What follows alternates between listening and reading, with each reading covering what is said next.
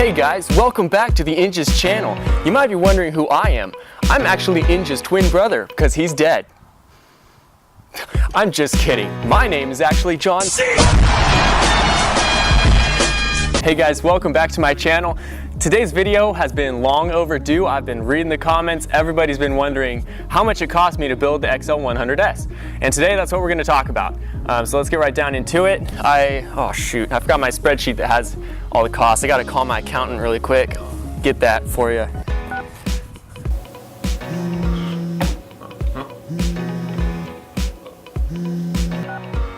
Hello? Hey, how's it going, man? It's Inja. How you doing? Just over here, hard at work. Working hard or hardly working? Hey, look, I forgot the spreadsheet for the XL100S build series. I'm actually doing the video live right now. Can you send that over to me somehow? Yeah, it's on the Google Drive if you want to just pull it up there. Google Drive? Yeah, what computer is that on? Is it a hard drive or? The drive. You know what?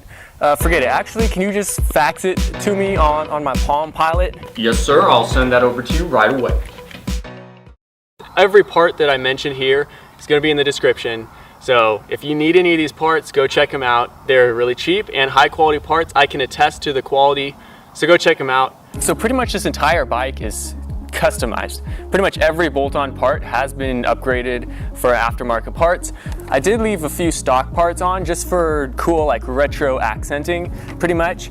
So anyway, let's go through every part that I bought and how much each part was. And we'll total it up to a grand total at the very end, so stay tuned. So basically the bike I actually got for free. This was my parents' bike. It was sitting behind our house for about 9 years.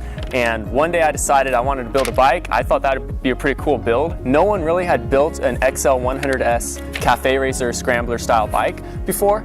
And so I thought that would be a sick build, so that's what we did. So I got the bike for free. They told me I could just build it. They wanted to see it go to good use. It had just been sitting. So they're actually very happy that I did this, and we're very happy to give it to me. All right, so starting from the top, parts that I put on, these are not gonna be in order as far as functionality goes. They're just all the parts that I bought. So first, I bought a boost board, or the magic box, like I told you guys in one of my previous videos. That was 1165. This is a 6-volt bike. I had to convert the front end to 12 volt for the turn signals to work. So that's what that was, the boost board, 1165. Spark plugs, $7.36.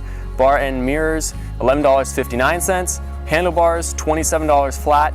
Grips, $4.33. Taillight, $10.95. LED turn signals, that's the front turn signals that I use that are 12 volt. Those ones were $11.92. Flasher relay, $7.70. Exhaust wrap, $16.99. Tire irons to change the tires out, that was $12.14. Sandblaster to sandblast the paint and the frame to prep it for painting, that was $21.99. Paint itself was $56.42. Sandpaper, $4.31. Air filter, $8.99. Battery, $18.95. Muffler, $16.56. I think the muffler sounds awesome for how cheap it was. I got one of those off eBay, just one of the generic ones, but it sounds really cool, so I'm totally cool with that. All right, so the shocks, $65.99. So not too bad, but still a little bit pricey if you're looking for a low budget build. The chain was $18.98. The front tire was $58.57. The carburetor, I bought a new carburetor because it was the same price as just buying the rebuild kit for this one. Unfortunately, the carburetor I bought was technically for XL125S, and it just didn't fit correctly, but the gasket kind of worked until it started leaking. But the carburetor was $30.85. The carburetor gasket that I just put on because it started leaking was $8.99. Levers, I bought new stock levers for this bike because I thought they looked really cool anyway, but the levers were $18.55. Rear tire was $37.88, and the seat was $44.58. So the grand total of parts for this bike was $533.24. Really not too bad. I think, like, having bought completely custom parts for this and doing everything myself, I really don't think that's too bad of a cost. Luckily, I got the bike for free. If you were looking to do something similar to this and you don't have one of these bikes on your property already and in your possession, you could probably buy one just like this for $150 to $250 if you find an old barn find that someone doesn't want. I got all the parts as cost effective as possible. I didn't want to get the best of the best of the best because I do understand this is a 100cc trail bike from the 80s. So I didn't care for getting the high-end shocks and you know, the high-end everything. It was more of one of those builds that I was like, I really want to just learn how bikes work. This is my first build that I tore completely apart and then built completely back up with new parts on it.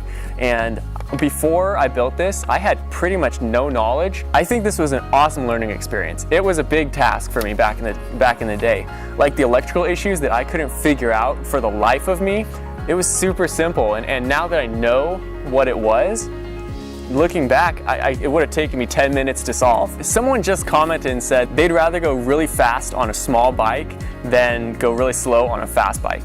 I think that's totally true. I've taken this bike up and down the road and around the countryside, and I've had a blast on it so far. Even though it's not registered yet and I haven't really officially started riding it, it's just been so much fun and such a blessing to have. All right, so last couple thoughts as I end this video. I have been reading the comments. I keep up on every comment. Right when you post them, I open them up and read them. And so I know exactly what most of you guys feel about this bike. Most of you are saying it's not a true cafe racer. Some people say it's totally a sick build and that it's just awesome. And I do understand the arguments for it not being a cafe racer, more of a scrambler bike. I'm fine with that. And I can see where most of you guys are coming from. I do understand it's more probably a scrambler type build than a cafe racer build. But I just want the YouTube views. Cafe racer gets all the views. No, I just wanted this build to be fun. I just wanted to, this was a free bike. And I was like, you know what? If I can build this bike up, it's street legal, at least back in the day, I'm hoping it still is. And it's just gonna be a lot of fun. I thought I might as well. My parents have loved watching this bike get built. And I always ask my mom when she comes out, like watches me build it and whatever. I'm like, Mom, did you ever think that your orange XL100S would look like this today? And she's like, no. I'm so glad it does. And it's been such an encouragement and just such a blessing to be able to build a bike like this and see like my family and me even like uplifted by the whole experience. I think it's just been a great experience. And you know what? There have been some really difficult things that I couldn't figure out on this bike. There have been the troubles of it not idling correctly and all that stuff. It's a carbureted bike, what do you expect? But even despite all of those things, I think it's been an awesome build. The amount of fun I've been having compared to the amount of difficulty it's been to build, the fun still trumps it, for sure. So there you go. That is the full cost breakdown of this 1982 Honda XL100S. I think it's been an awesome build. And once I get this thing fine-tuned, plated, and registered, I'm all set, and I'll do a video riding around on it. It's a super fun bike to ride, super fun. All right, so anyway, I actually have to leave 10 minutes ago, so I'll wrap this video up there. I can't wait to hear what you guys have to say about it. I know this was an anticipated video for you guys. I forgot to mention, before I wrap this video up, I have been reading your comments. I'm keeping up and I know exactly what you guys say about this bike and what you think should be changed. And there's a lot of things that I'm actually want to change because you guys suggested it and I totally get that. So a lot of you mentioned putting the headlight lower to give it that, so it doesn't look too much like a trail bike from the 80s. So basically what I'm gonna do is take the headlight where it's at right now and actually move it down to these ears right here where the turn signals are currently. To give it that cafe look, the line of the frame and the tank, it's gonna be just on that height, so it's gonna look really great, I think. The second thing I'm going to do is going to lower the front end a little bit. A lot of you guys said that, and I looked at it and I was like, yeah, I totally get that. I think the front end is just a little bit high still for that cafe racer look. So I'm gonna be lowering the front end down a couple inches, and I think that pretty much will wrap it up. Lowering the headlight and lowering the front end just a little bit, I think that's gonna be the final touch that's gonna make this bike look awesome. And of course the flasher relay is kind of just hanging here right now. It's out of the way, it doesn't do anything, but I'm gonna be mounting that where the stock turn signal relay is right now. So yeah, that being said, guys, thank you for watching. I'll see you in the next video. Oh, and also don't forget to subscribe as well, because apparently that's what channels are for these days. YouTube monies.